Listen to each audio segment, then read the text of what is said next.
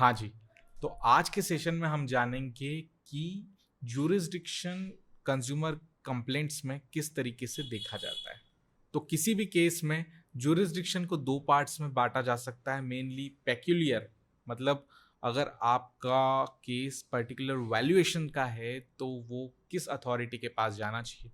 दूसरा होता है टेरिटोरी के आधार पे कि कहाँ पर डिस्प्यूट अराइज हुआ है, किन पार्टीज के बीच में अराइज हुआ है, वो पार्टीज कहाँ रिसाइड करती है, कहाँ काम करती है, उस आधार पे जो जुरिस्डिक्शन बांटा जाता है उसे कहते हैं टेरिटोरियल जुरिस्डिक्शन। ओके, तो पेक्यूलियर जुरिस्डिक्शन, अगर आपकी कंप्लेंट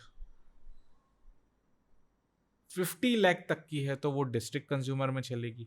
वहीं आपकी कंप्लेंट 50 लाख से 2 करोड़ की है तो वो स्टेट कंज्यूमर रेड्रेसल में चलेगी। वहीं ये कंप्लेंट अगर 2 करोड़ से ज़्यादा की है तो वो नेशनल कंज्यूमर रेड्रेसल में चलेगी।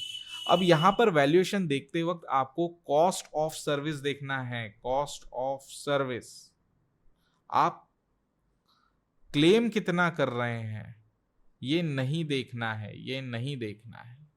आपको देखना है कॉस्ट ऑफ सर्विस, और इस हिसाब से वैल्यूएशन करके ज्यूरिसडिक्शन डिसाइड होगा और उस अकॉर्डिंगली ही कंप्लेंट फाइल की जा सकती है।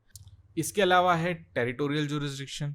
तो टेरिटोरियल ज्यूरिसडिक्शन बिल्कुल वैसा ही है जैसा सीपीसी में होता है कि जैसे कि जहां कॉज ऑफ एक्शन अराइज हुआ हो वहां पर ज्यूरिसडिक्शन फॉल करेगा, जहां पर अपोजिट पार्टी रिसाइड करती हो वहां पर भी ज्यूरिसडिक्शन लाई करेगा।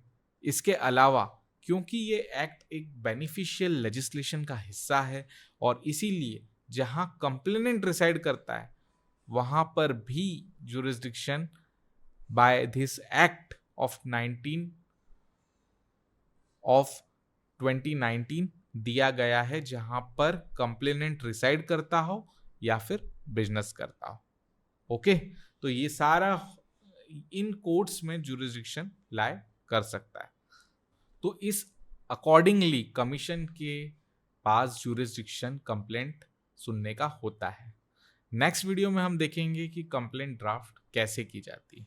ओके, तो जल्द मिलते हैं। Thank you very much.